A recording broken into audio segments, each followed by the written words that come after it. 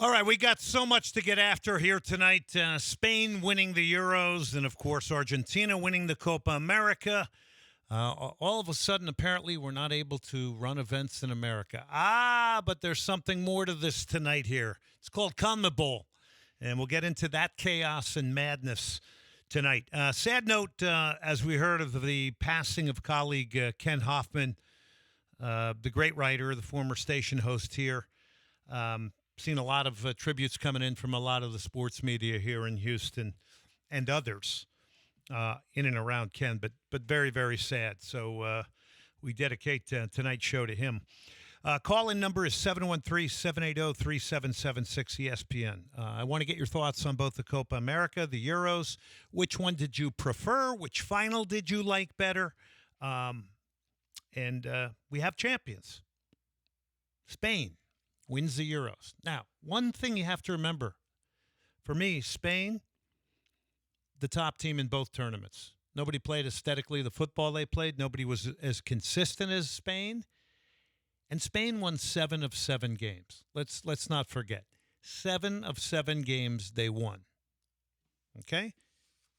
The next closest team only won 3. Okay, and that was England, the Netherlands, Germany, and Turkey. France only had 2 wins in this tournament. So when you think of winning 7 games in a short amount of time, and usually teams in a tournament in this short duration and in World Cups usually have an off game. I really didn't. So good for Spain, best team. And again, show is always brought to you by John Daspit and the Daspit Law Firm here tonight. And then, of course, Lautaro Martinez winning the Copa America for Argentina in extra time. So let's first off start with Spain and England. And by the way, tonight we'll have Erik Sviatchenko coming on tonight on the program as well. We're going to talk to Erik about the Dynamo. We're going to get his thoughts on everything in and around the Euros and the Copa America. And Erik, really, just a very commanding guy with the language, but has things to say. He's one of those interviews of a soccer player that has things to say, which I like, and he does it very well. So Erik Sviatchenko will be on. By the way, he had the flick on that led to the goal that Sebas Ferreira tied the game up against Minnesota United. You would have seen him get up in the air. In fact, he got up in front of even Mikhail, his own teammate. But he's fighting Erik Sviatchenko. I think there's a little frustration in him, too, and we're going to ask him about that tonight. No question about that. And we'll continue on. So let's start with Nico Williams. 47th minute. Now, look, Spain is really set up well for the next couple of years with the talent up front. Lamine Yamal, Nico Williams, Dani Olmo. These guys are all 117, and the other, I think, are 20 and 21. They are set up. Rodri, for me, was the man of the tournament. I think he was voted the man of the tournament. I think he may win the Ballon d'Or come October and November. In my opinion, I think he should. A lot of times it always goes to goal scorers and attacking players.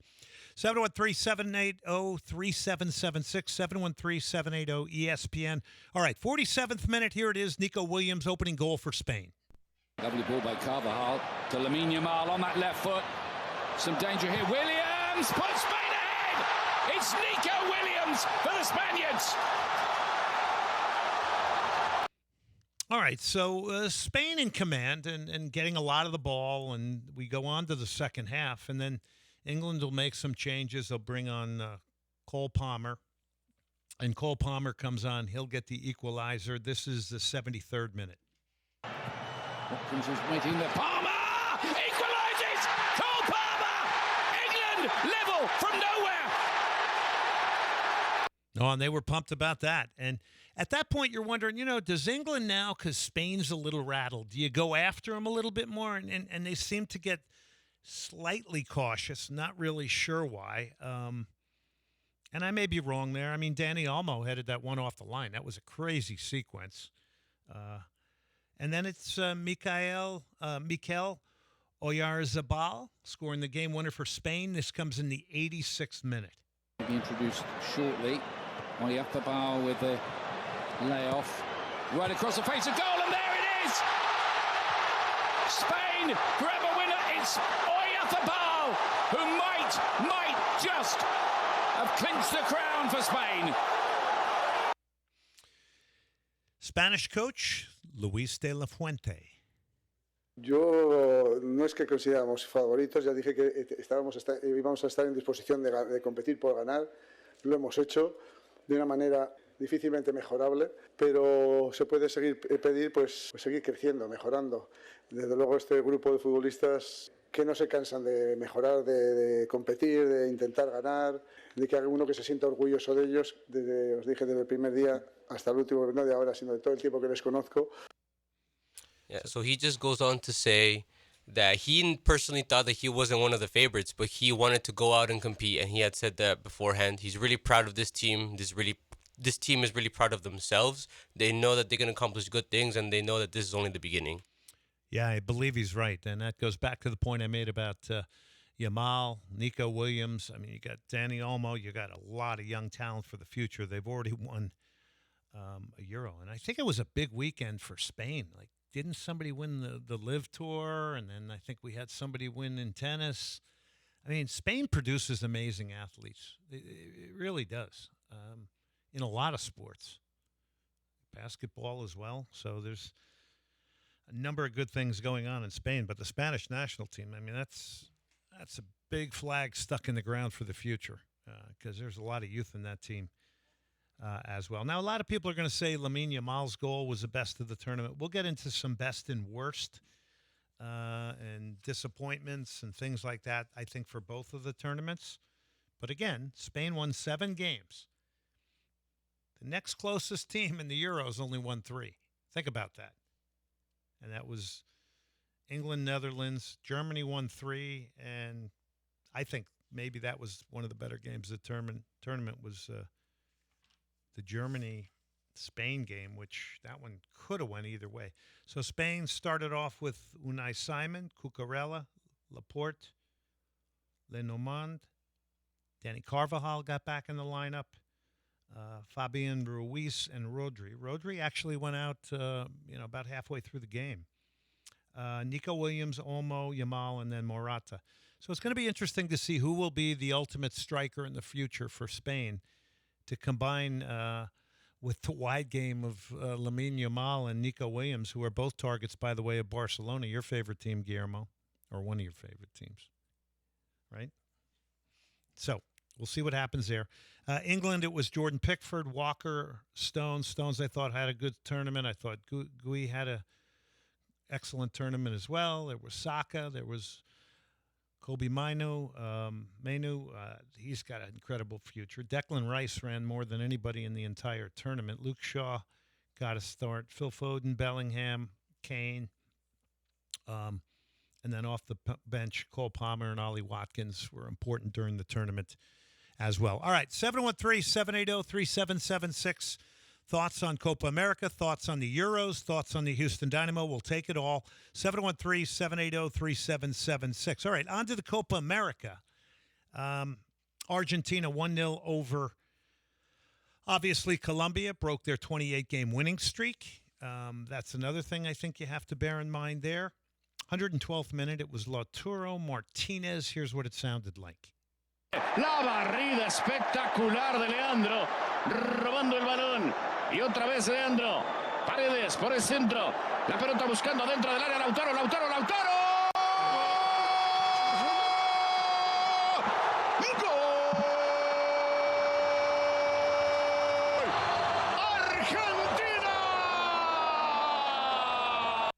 All right, so what did we learn about Argentina in this tournament? We learned that they can do it without Messi pretty much, because this was not Lionel Messi's tournament due to injury. Some of the earlier rounds, I think he was playing injured, and then we saw his ankle, and he had to come off in the 66th minute. He's supposed to be here in the Leagues Cup with Inter Miami in a short amount of time to take on Tigres. That's at Energy Stadium. Tickets available for that at lsse.net, but you got to wonder where he's going to be at. I hope he's going to be able to play in that game. But, man, his ankle, when they zoomed in on it, looked pretty big. But a lot of times these things can look worse maybe than they are. But has there been any progress report on Lionel Messi? I don't think anything's been put out yet about the injury. No, nothing of that. All right, so record 16th Copa America title for Argentina, right? They break the 28-game unbeaten streak of Colombia. Colombia has a heck of a tournament as well. Final game for Angel Di Maria. Goes out a champion. By the way, what's he, 37 or 36? He was running like a 23-year-old man. I mean, it was incredible. The fight and determination of Angel Di Maria, pretty incredible. That goal, by the way, from Lautaro Martinez came in the 112th minute. So they were on to extra time. That game was down at Hard Rock. Now, we'll get into some of the problems that the whole world is talking about today when it comes to the administering and the execution of this tournament from the standpoint of the promoters and CONMEBOL and everything else. It's been a bit of a nightmare. All right, let's go to Lionel Scaloni on the win and the performance of the team. No sé si marcar una era, pero sí es verdad que no deja de sorprender. El equipo no deja de sorprender. Se repone a las dificultades de un partido muy difícil, con un rival muy complicado, sin hacer un primer tiempo bueno. En el segundo tiempo creo que mejoramos y merecimos ganar. Y después siempre en la prórroga el equipo, en la larga el equipo siempre da un plus. Entonces es gratificante verlos jugar y estoy eternamente agradecido por cómo se brindan. He says that the team doesn't stop surprising, and that he thought that the first half could have been a lot better against a really hard opponent, Colombia, but he believes in this team, and he also is sure that every time that they go to extra time that they get a special boost, so he was convinced after that.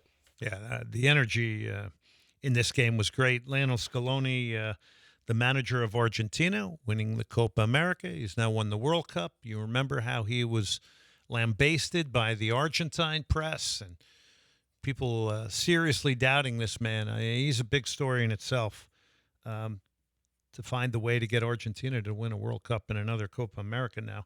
And then you have to give the same to Luis de la Fuente of Spain winning the Euro. So two excellent managers, seem very under control. Now, Argentina's star for me was Lautaro Martinez. Now, let's just look at what he did in this tournament. First of all, he didn't come into the tournament as a starter. He was behind Julian Alvarez. So they started with Canada, started on the bench. He came in that game and got their second goal. He then gets the game winner again off the bench. Okay, you're bringing Lautaro Martinez of Inter Milan off the bench. Okay, so then he comes into the game against Chile. He comes off the bench, scores there. And then Scaloni says, okay, well, I guess I got to start him, right? So he starts against Peru and he bags two more. So he's now got 4 goals in the first 3 games. He starts again against Ecuador here in Houston. Was that in Houston? No. Yeah, he did in the quarterfinals. Sorry. Quarterfinals he starts and doesn't score in that game, and that ended up being almost a little bit of a scary night for Argentina because Ecuador scored and tied that late and almost won it, and it went to penalty kicks. He didn't score in that game. Was back on the bench for Canada in the semifinals. Didn't score in that game, but then comes back off the bench in the final to get the game winner. So 5 goals. He led the tournament in scoring, 3 off the bench. The luxury of having a couple of really, really good strikers. It's a beautiful thing. All right. Soccer Matters, ESPN 97.5 reminds you, get the best in empanadas at Little Patagonia Empanadas right around the corner from us here in Houston. And then if you're up at in Austin, Q2 Stadium, they sell them in the stadium. They're building another store up there. Our great friend Sebastian, he's Argentine. Him and my other friends from Houston, all the Argentines are super happy. Danny Gonzalez and company. Little Patagonia Empanadas and Cafe. Highly, highly recommend it. They're excellent. Get them. Danish Inspirations Modern Contemporary Furniture. Best in modern contemporary furniture. DanishInspirations.com. This is Soccer Matters brought to you by John Daspit and the Daspit Law Firm. You are listening to Soccer Matters on ESPN 97.5. And on ESPN 92.5. Brought to you by the Daspit Law Firm. From the Veritex Community Bank Studios, here's Glenn Davis. Well, this is Run DMC. I mean, these guys were creative. They mixed hard rock with rap. Remember?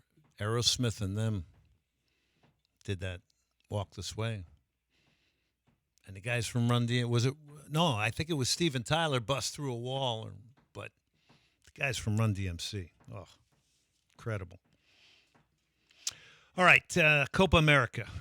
There's a lot of crazy stuff that has occurred during this with the execution of this tournament, with the problems in the Uruguay-Colombia game, and then straight on down to the Hard Rock Stadium in Miami. We welcome you back to Soccer Matters on ESPN 97.5. Hey, quick shout-out here, LamontBrands.com. Get the T-shirts and hats for the show.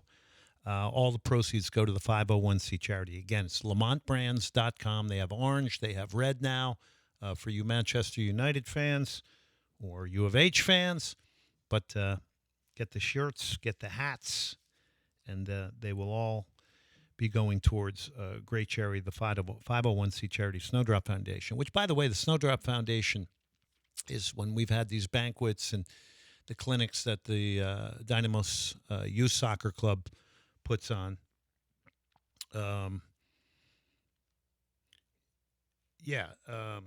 Sorry, just have to.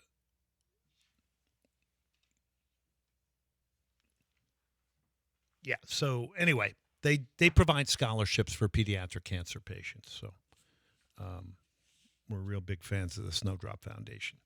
All right, like I said, Erik Sviatchenko is coming up in the next segment. All right, so let's get into this criticism that had come from Marcelo Bielsa. There was a ton of that, but then Jesse Marsch also, who is a former U.S. international, is now the Canadian national team's manager, who, by the way, Canada is the best team out of CONCACAF in this tournament. They got to the semifinals. They lose to the ultimate champions 2-0.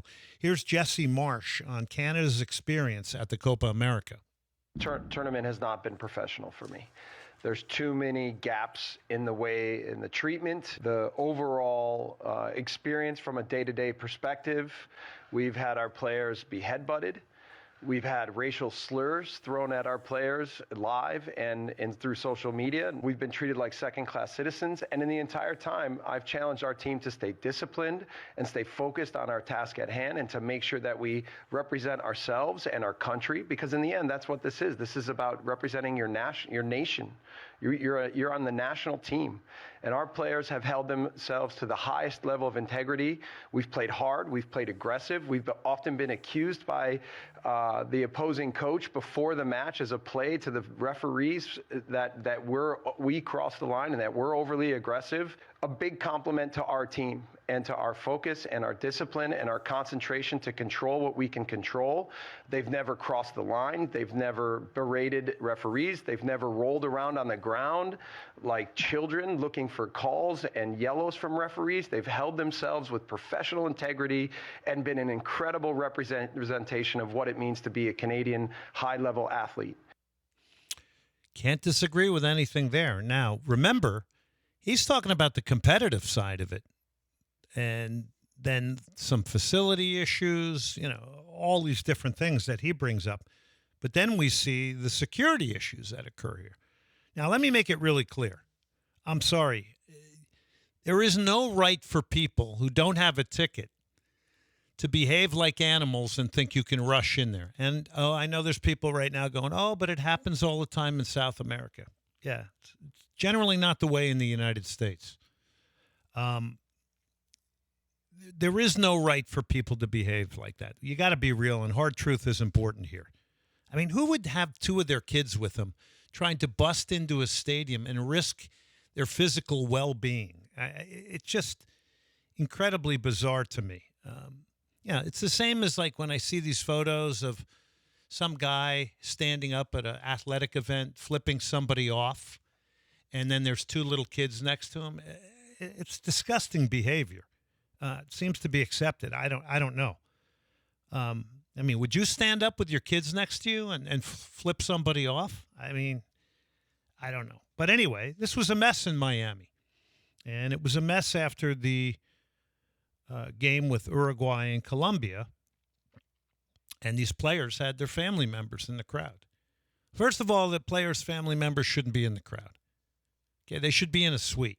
Now, what I heard was in the media suites at a lot of these games, there were people who must have been friends of friends through CONMEBOL that somehow got into the media area wearing jerseys, cheering. It was highly unprofessional, what I heard.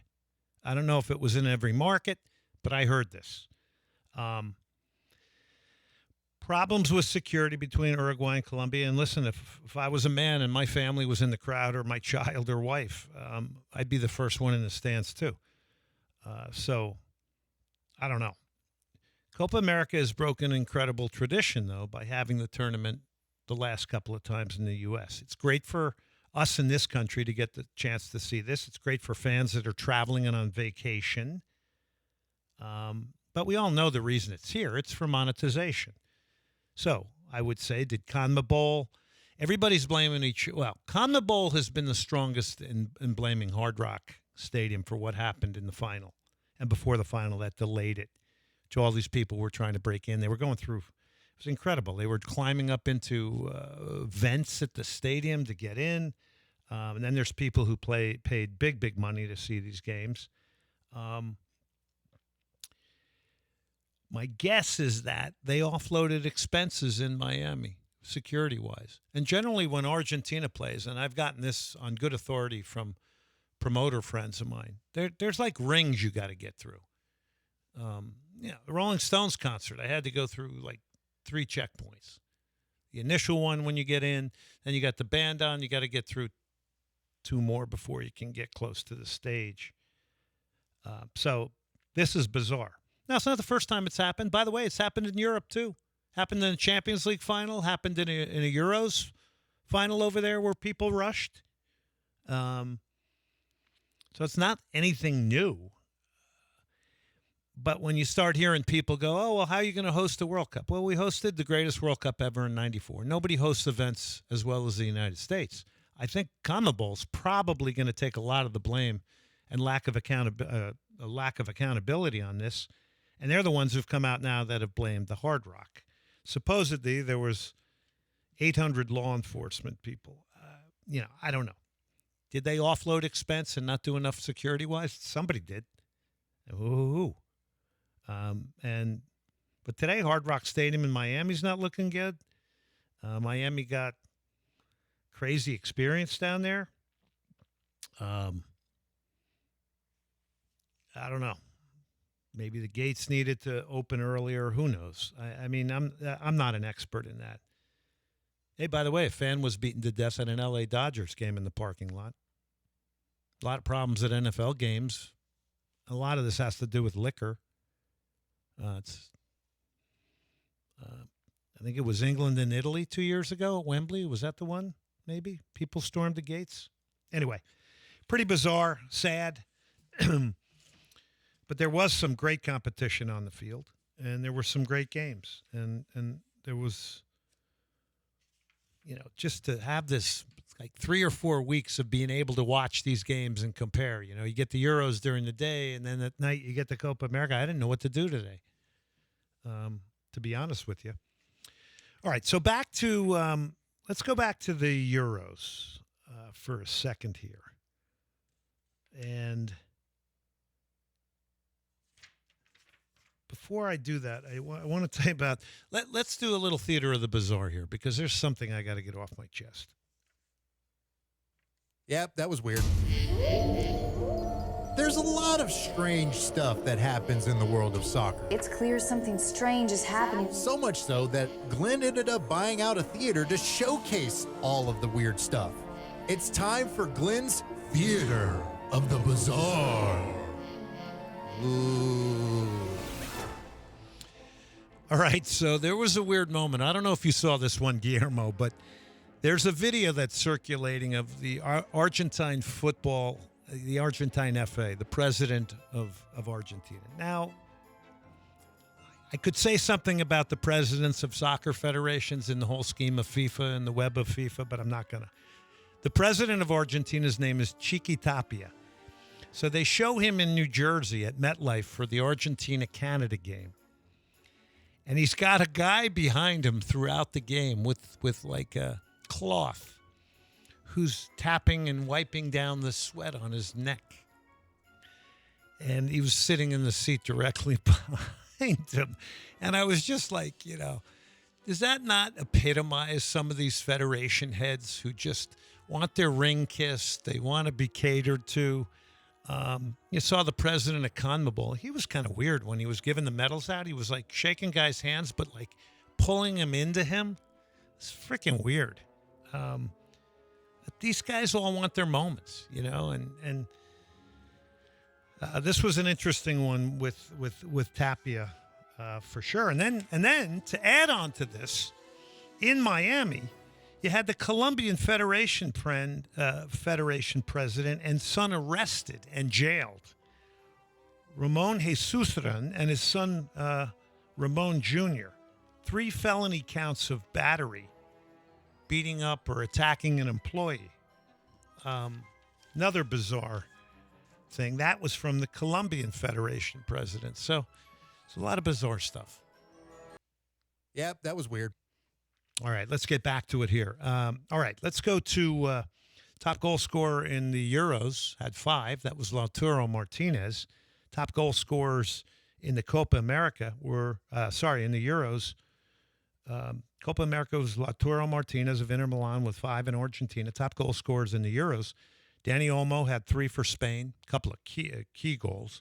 Cody Gakpo, 3 for the Netherlands. He didn't show up in the semis, though. Harry Kane for England. 3. And then Georgios Mikautadze of Georgia, who at one point was the leading scorer in the tournament. He was an interesting story. Jamal Musiala, one of the great young talents for Germany. Ivan Schranz, the 30-year-old from Slovakia. Mikautadze, by the way, of Georgia, is younger. Schranz is 30 years old. Now, he had staked out Slovakia to the lead, I think, over England, right? And then England came back to win that 2-1. They scored very, very late. But he's a great story. Ivan Schranz played his whole career in the Czech Republic, places like Cyprus, Slovakia, and then these guys show up in the Euros, and you learn about them. And not a lot of people will talk about those guys because it's easy to go to, Harry Kane and the big names. Lamine Yamal as a young guy. And then Mikautadze, the Georgian, is 23 years old and played at Metz. That's the same place that the Dynamo's Amin Bassi played. So there you go. All right. Best match for you, Guillermo, in either the Euros or Copa America? Best match? I gotta. Well, that's a tough one, but I will give it to. I really like the England-Switzerland match. Yeah, I'm not gonna lie, I really like that. That was a good end to that one. Nice call on that one. I like the Spain-Germany match, and Germany was the closest to putting Spain out, in my opinion. I also liked the Turkey 2-1 Austria game, but I think Austria, Switzerland, some of these teams played great. Slovakia, some of the Eastern European countries. All right, best goal of the Euros for you. I'm going to have to give it to Lamine Yamal. I just have to. I knew you would. All right, so Lamine Yamal, the goal versus France. So here's a couple good ones to remember, right? Ollie Watkins, the turn and finish against the Netherlands. Jude Bellingham, the overhead bicycle to save him. Arda Güler, Turkey versus Georgia, another one of the young rising talents. Now, in that same game, though, I'm trying to remember his name, but the first Turkish goal I thought was even better than Güler's. It was the guy, and I got to pull the name up. Maybe you can pull it up for me who it was, because we got to give him credit. But dips his left shoulder, swivels, just smashes this volley, and I mean it rifles in. It's just a spectacular goal. Best player, I went with Rodri. I think Rodri was excellent, right? Who would you have maybe thought about? To go differently, I'll go with Nico Williams. Yeah. A player has to come from Spain. I mean, you'd even be talking about Danny Olmo, I think. I mean, some critical plays, and headed the one off the line from England as well. The guy that scored the Turkey goal that you were talking about, his name is Mert Muldur. Yeah, Muldur. Yeah, because I talked to my Turkish friend today. I couldn't remember it. That was a fantastic goal, too. Nobody really talked about it. All right, young players that stood out to you. Let's go Euros. I'm actually gonna put Dani Olmo there because there was conversation of Lamine, there was conversation about Nico, but Dani Olmo was a name that wasn't really, I guess, thought of. Yeah. Kobe Mainoo, England, rising star, big time. Manchester United. Arda Güler, Turkey. Obviously, we mentioned Lamine and Nico Williams, exceptional. Biggest busts. I'm gonna give that to France as a whole. Yeah, there was France, Belgium as teams. I agree. They were kind of busts. And then if you go to singular players, Cristiano Ronaldo in Portugal, I think it's over for him there. Kylian Mbappe, now he did have a broken nose. He had the problem with the mask. But, yeah, France was boring as heck. They only won 2 games, I think. And they got to the semis. Romelu Lukaku, maybe he didn't play so well. What do you got here? This one's Alucin. I like this. Nice little beat. There's a little 80s in here. This little 80s poppy synthesizer in here. Very nice. All right, we're going to take a break here. Remember, Soccer Matters, ESPN 97.5 is presented by John Daspit and the Daspit Law Firm. DaspitLaw.com. John and his firm, they're personal injury attorneys. Nobody wants to get in an accident. If you do, though, you got to have the best. And John Daspit and the Daspit Law Firm are the best. They've been putting soccer on the air forever. They're going to work 24/7 nights and weekends for you. Get in a car accident, boat, motorcycle. Maybe it's maritime. Maybe you work in a plant. You might drive an 18-wheeler. You call the Daspit Law Firm, 713-CALL-NOW, DaspitLaw.com, 713-CALL-NOW. And a good reminder, you probably watched a lot of the games out at Hugh O'Connor's Pub, out on I-10 and the Marquee Entertainment Center. Get out to Hugh O'Connor's Pub, great English pub food. A lot of disappointed England fans. They got to the final. Southgate almost got them over the edge. Some people are saying Gareth got too defensive. Should have played Cole Palmer more. Should have played Ollie Watkins more. That's why they pay these guys the big bucks. But it is Hugh O'Connor's Pub out on I-10. Okay, we're going to take a break. We're coming back. We'll be joined by our live guest, Erik Sviatchenko, the Houston Dynamo defender who formerly played at Midtjylland in Denmark and Celtic in Scotland. You're listening to Soccer Matters on ESPN 97.5. And on ESPN 92.5. Brought to you by the Daspit Law Firm. From the Veritex Community Bank Studios, here's Glenn Davis. All right, welcome back to Soccer Matters on ESPN 97.5. As we continue on here, Houston Dynamo this weekend, 1-1 draw with Minnesota United. They come back in that one to get the draw at home. And the Dynamo will head on the road to San Jose and Vancouver. So they got some big games coming up, and then it's into the Leagues Cup where they'll take on Atlas of Mexico. We always love those games against Mexican teams, and Liga MX, and then they will take on very hot RSL, although I think they got beat this weekend pretty handily 3-0, but Real Salt Lake has been one of the hotter teams in all of Major League Soccer.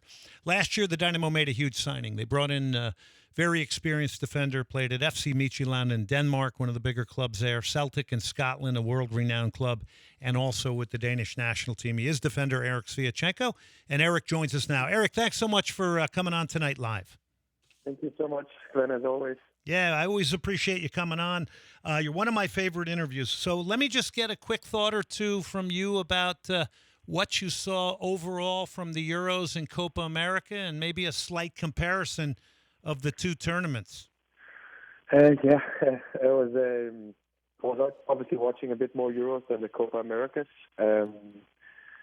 So I would say that the Euros for me was exciting. Unfortunately, I would have wished to have England winning it. I think they have they've been kind of screaming for a title for so many years, but Spain was kind of the better team and fully deserved. And the Copas, it was a experience too. I went actually to NRG Stadium and watch Argentina against Ecuador, which was a big experience. Much more intense the games, I would say, than the European games. It's kind of a bit of football, a bit of fight, a bit of football, a bit of fight. So there's some intensity, and that's also what we kind of saw when we met these League MX teams. There's a bit more intensity in everything that there's going on. Erik, is that the first time you've gone to a game at Energy and experienced, an international piece of content coming through Houston? Yes, it was, and it was actually a really great experience that I'll remember for many years. I went with my teammate Jan Dragus, and we had incredibly nice seats, so it was a big experience. And just kind of watching how they play and the excitement that obviously Argentina brings to the people, it was incredible. I think 99.9% wore Messi jerseys, and someone tried to sell us a jersey too, but I politely declined.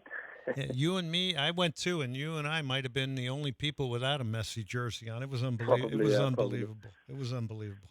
We're talking to Erik Sviatchenko, Dynamo defender. Your time at Celtic, I mean, look, you played in front of massive crowds there and big pressure, and I can get the sense that you love that, right? That's why you play. I do. That's some of the nice perks of playing at Celtic is you kind of every second weekend you would play in front of 60,000 people. And in Michelin we played for only 10,000, but it was always packed, so it also felt like a full crowd. The same with the Champions League nights was big. I've always experienced some cool stuff over here in the MLS, going especially some of the away stadiums has been high level. The playoffs last season was for me also the height for kind of the Shell Energy Stadium. So yeah, we can obviously get better, but every time we play and we win, that's kind of the medicine that gives the Houstonians kind of the tickets to the game, and we need to keep winning games. So that's our plan. Erik Sviatchenko joining us. Had the flick on. Man, you beat Mikael to that, didn't you? To flick that on so Sebas could get the tying goal against Minnesota. That happened so fast when I called the game. I was almost sure it was you, but you have been banging on the door. If there was ever a guy who needs to get a goal off a header, I mean, you've come so close so many times. Yeah. It's coming soon. I know I'm working hard, and I think with my kind of chances and saves, I think it could have been 5 or 6 goals. But sometimes it's just kind of poking the hole, and then it's gonna flood with goals from me. I've put on a lot in my games lately. I've really kind of been giving a position now in the right center back there where I can go forward and also kind of have an impact, and I showed that as well with that kind of assist that was disallowed, unfortunately. But yeah, it's great to put myself in this spot to help the team. And a lot of people fail to remember how important that slightest of touches and you beating everybody to that, and just altering the direction of that ball that led to a tying goal and ultimately getting a point where it looked like for a moment there Minnesota might get out of there winning. Erik, I sense there is a little frustration with you though. Yeah, 100%. It was an unnecessary kind of comeback trying to win a game that we controlled for. I think 79% we had the ball, and that's not kind of always the case of winning games, but it's a good indicator of us kind of dominating. But we also need to be much more kind of decisive in those moments offensively and defensively. We still have coming off games where we unfortunately make some mistakes that has cost us goals lately, and that's something that we need to kind of see if we can pile away. So that's not something going to be an issue coming forward to the next coming games. So that's frustrating, especially when we kind of are playing really, really well. And I know that this team is such a good team, and I'm frustrated to see ourselves positioned in the league where we are, where we should have been much higher. And it's easy to say we should have. We haven't had the points. but it's kind of every game we have a chance, and that chance kind of, I want us to know that we are so difficult to beat, and we are difficult to beat, but we also need to win those games that are kind of on the edge going for a draw. We need to win those games. So I don't want to sound negative here, but I do want to lay this out because it is MLS. You can recover very quickly in this league. All it takes is a couple of wins and you jump 4 or 5 places in the standings. This can happen. And you're coming from Europe in your career playing in a single table, but in the last 15, the Dynamo have only won 4 games. 4 wins, 4 losses, 7 draws. And like you said, there are a lot of games where you dominate the data and you don't take what you deserve. And I'm assuming, well, let's just get your comment and thought on that, because I know that's part of your frustration. No, but I would look at kind of the 4 wins and 4 draws. That's fair enough. But it's the losses and wins. It's the 7 draws that kind of gets us to where we are right now. A point doesn't really get you much in this league. And even though you're kind of having this feeling of being unbeaten, it's still kind of the games itself has presented themselves to be some easy goals we have let in.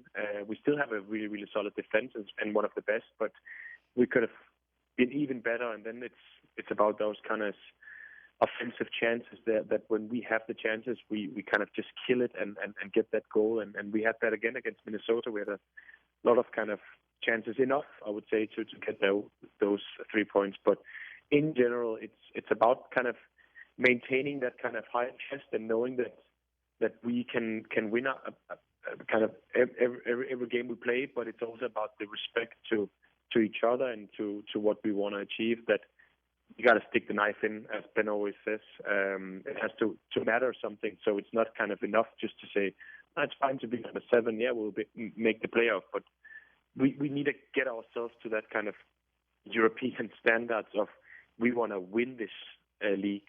And I think that's a mindset that we need to work on. So we're not kind of comfortable enough just kind of grinding, because we're too good for that. We have a team that can do more than this.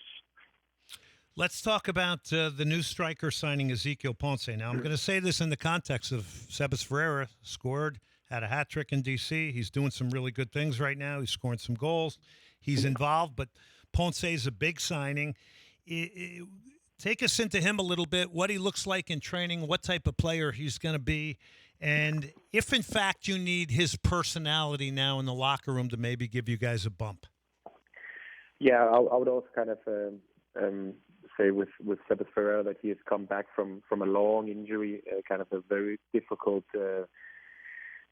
situation for him, and really, really helped us out, been assisting too, and he's really shown kind of what that DP striker that we have needed can do, and I think that's amazing. And as you said, we've brought in Ezequiel, who comes from Europe, who has the experience from the Greek league, scoring a lot of goals and almost winning the league there. So what he brings in training is obviously he's a really, really good finisher. He knows where the goal is, and you can see that in the small-sided games. We haven't had that many trainings because we've played kind of a lot of games. So we can't wait to see him on kind of on the pitch and get his impact, not in training but on the games. And into the dressing room, he's kind of come in very, very quiet, but also kind of slowly adapting to his new teammates, and he's a good guy and speaks English well, so that also helps me and Griff, that has him right between us in our locker at HSP. It's 2 good guys to be between. That's for sure. Talking to Erik Sviatchenko. When it comes to Ezequiel Ponce, is he similar in some ways to Sebas Ferreira? Is he a similar type of striker? You know, I think there's a lot of people saying both can get on the pitch. I've heard Ben Olsen say, no, that's not going to happen, and I'm assuming they're kind of similar in some areas. It's still kind of early days for me to 100% give a comparison, but right. I would say that maybe where the differential is kind of Ponce is more kind of threatening deep runs, where Sebas wants kind of to link up a bit more than he might be doing. So I think that will be 2 very good. They will complement each other if one of them is going to play and the other is going to get on, I think that would help us in the way that the game's also going to evolve. So it's nice to have some competition up there. We have lacked strikers, and we have had Kowalczyk play the false number 9 for a long time, and he's a midfielder. So in that aspect, I think it's great to have 2 number 9s now, and that's good. Big road trips, San Jose and Vancouver next for the Houston Dynamo. You can catch those games on Apple TV. And then it's into the Leagues Cup. And I don't want to jump ahead of these 2 very, very important road games. But how do you like the competition when you take on a Mexican team like Atlas, Erik? No, I think it's cool. I think it's a great experience for all of us players to kind of have this matchup against another league. It feels a little bit like we're playing kind of a European tournament to kind of say what we did in Denmark when you played these other teams. So I think it was a great success last year with everything happening with the Leagues Cup. People watched it. People were really fond of it. So I think it's going to be a nice second season, and hopefully we can advance a bit more than we did last time. So that would be our aim. Erik Sviatchenko, Houston Dynamo defender, joining us. We got a minute or 2 left with him. Just going back to your time at Celtic, playing in front of those types of crowd, the single table and all that, the other areas of pressure that come. I see you have a great relationship with a lot of the Dynamo faithful fans that come to the stadium, but I know you want more there, and you want a full stadium. I've heard you say it. Is that tough for you sometimes? Because, I see you in games trying to wave to the crowd to get them into it. Sebas's bicycle kind of brought him back into it in the last game. But, but is that hard for you? Because you're in some ways having to try and manufacture that, while at places like Celtic, you don't need to manufacture anything. Yeah. No, it's of course, it's difficult to compare. It's just 2 different worlds, and with fully respect for Houston and Houston Dynamo, I think this club is still growing with the ownership coming in 3 years ago now. I think that kind of was the catalyst for a new kind of regime, a new kind of era. We've brought in some great players. I think it's just about the willingness to kind of, no matter what the results are, we are there to support. And I know that it would be nicer if it was kind of 65, 70 degrees outside at the stadium and it would be closed. But it's just not the fact that we have that. So we can't complain about anything. But I just always have this kind of, football is a sport that is played for someone, and that's what we 11 individuals go on as a collective to play for the fans. And the more fans there are, the better kind of synergy there will be. And I sometimes kind of, I would love to hear some of the fans kind of perspective of why they aren't showing up kind of in 20,000 people every time. Because we would love to kind of help out and see what we can do in order to get that kind of crowd going and singing and get some kind of anthems going that we have helped them with, whatever. It's kind of, it has to be from the players to the fans and vice versa. And yeah, it's great. It's amazing to have this kind of goal that we want to grow as a club and as a team. And I'm here to help in that aspect too. Yeah, you're fully aware of everything. I really appreciate your awareness beyond just what you're doing on the field, which is enough, but then to fully understand and be interested in the market. I know you're interested in past soccer history, and I know you know who Bobby Lennox is from Celtic. Mm-hmm. Well, Bobby Lennox played in Houston for the Houston Hurricane back in the 70s, yeah. So you're another Celtic player here along with the great Bobby Lennox. Yeah. Erik, as always, you're an excellent guest. Thank you very much. I really enjoy these interviews with you, and we'll get you on real soon. Best of luck in San Jose and Vancouver. Thank you so much, Dan. Thank you. All right, that's Erik Sviatchenko. How about that? Great interview. Really love when a player speaks from the heart. It's good. And you always know, as with somebody interviewing that type of player, you know they're engaged with you. You know, you don't feel like it's, hey, I'm just here, I got to get this interview done type of thing, all right? That's what happens to Guillermo Lazo Romero with all his fan base. He just says, hey, I've done too many interviews. Leave me alone. All right, that does it. Podcast, Spotify, Google, Apple, ESPN975.com. Presenting sponsor, John Daspit and the Daspit Law Firm. Hit me up on Twitter and Instagram, at Glenn Davis Sock, at Soccer Matters GD. Also, visit our YouTube channel, Soccer Matters. And until, right now it's Thursday. So until Thursday, remember, Soccer Matters.